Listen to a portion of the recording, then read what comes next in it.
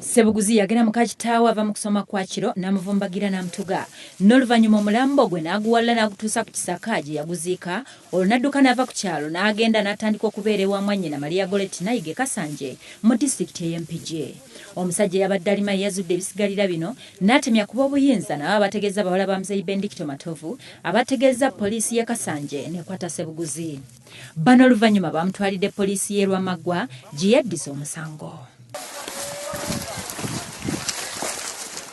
Poliisi ng'ekulembeddwamu akulira Bambega Andrew Bumba yabakulembeddemu n'abatwala n'abalaga engeri gye yakolamu ettemu lino era n'abatambuza okubayisa we yayisa omulambo okutuuka we yaguteeka. Wano poliisi yasazeewo ebisigaliro okwabadde akawanga n'amagumba amalala okubirondalonda era CID Bumba nga bwagateeka mu kutiya n'oluvannyuma n'etwala Ssebuguzi okwewala abantu okumutuusaako obulabe. Muyitako jja wange naye kikwatagana n'okubeera wano ewaka yakyesamba taata we tamuwuliramu bamuwa kibayita ekyandibadde ettaka lye n'alitunda okusobola okumuyamba ne bamuwako ne kapoota akala nako n'akatitenkanya ogamba taagala kubeera waka kale ate bw'alemererwa eri ate akomawo wano eno taata we n'ayagala ave mu nnyumba yagiddemu nga wate omwana ayandigenze n'apangisa eri ng'omuvubuka omukozi.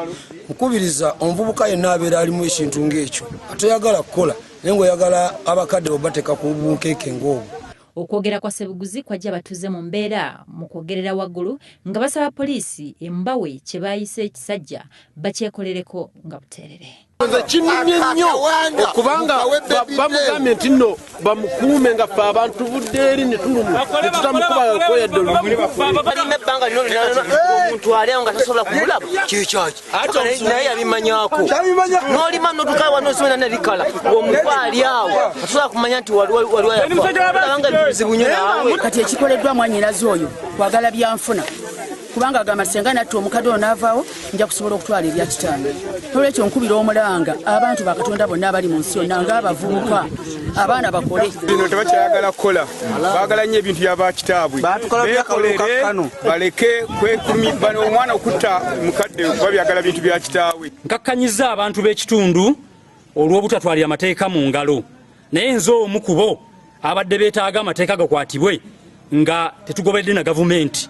Olw'ensonga tetuyinza kukkiriza muntu kufa mu mbeera efaanana bwetyo abantu baffe nga bagenda batufaako olw'abavubuka abali ku kitundu abataagala kukola abaagala ebintu by'abakadde byabwe basobole obisikira. Poliisi y'e Kasanje n'egenda n'ekwata omuvubuka oyo bamutuleetera wano poliisi ey'e Lwamaggwa ekiro era olwaleero tugenzeeyo nga tukolagana n'abeerosi ne kansalas tugenda mu kitundu.